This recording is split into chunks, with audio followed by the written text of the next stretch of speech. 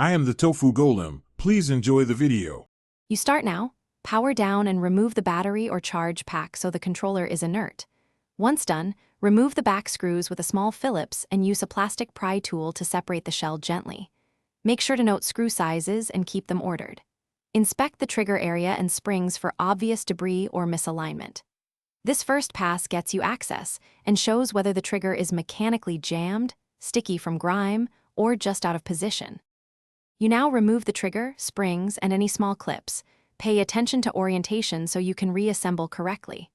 Clean the pivot points, rails, and sensor area with 70% plus isopropyl on cotton swabs. This dissolves oils and grime that cause sticking. Once cleaned, dry fully and inspect plastic tabs and rails. If you find burrs or rough spots, carefully smooth them with fine sandpaper.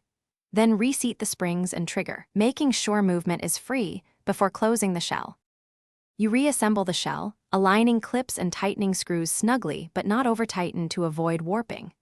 Pair the controller and test triggers in a button test screen or in-game.